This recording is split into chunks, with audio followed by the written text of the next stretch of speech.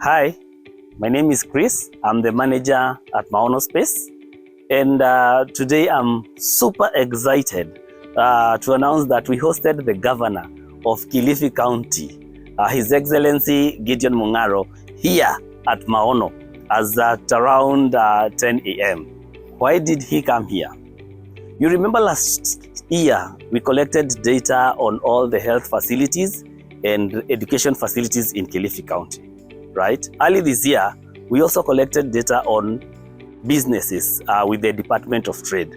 And therefore, the reason as to why the governor came here was so that we can be able to hand this data to him, because it is data on Kilifi County, and I'm sure its consumption can greatly advise how this county of ours is run. So we got the opportunity to take the governor around Maono Space so that then he could understand what exactly happens here. Then did a presentation of the data, after which there is a docufilm that was done here, just showing the negative effects of Mogoka to the women and to the young people. The docufilm is called Stories Ajaba, and it is there on YouTube. So after the presentation of Stories Ajaba, the governor agreed to meet Changemakers. We had Changemakers from different persuasions. We had journalists, we had photographers, we had thespians, we had community-based organizations, leaders, waiting for the governor because they felt that they need to have a dialogue with him.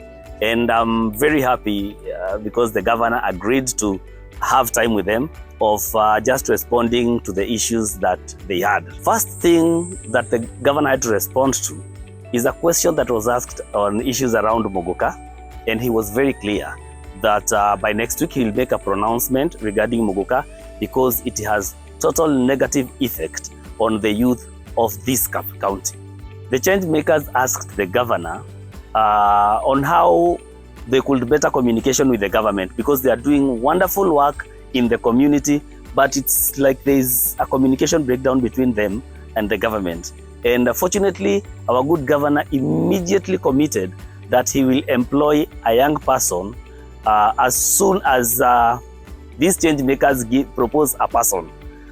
On issues culture, because the Changemakers said they have a collaborated cultural activity that will promote public participation and peaceful coexistence in this lovely county. They requested the governor to attend as a guest in that activity that they anticipate is supposed to happen in May. The governor said, sure, he will, one, support the activity, and secondly, he will attend the activity. In his closing remark, I remember the governor saying that he's excited to see a big group of young people who are doing work that would otherwise have been done by his people voluntarily. He committed that he will work with these young people on various initiatives.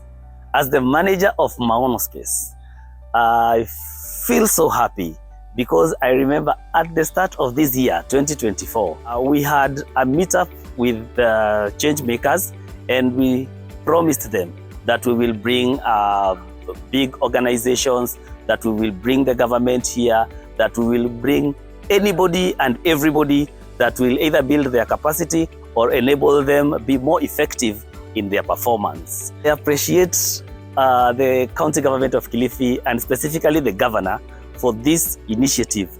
I am sure as Maono Space, as Changemakers and the government, wonderful initiatives are now possible within this space and within this lovely county of ours.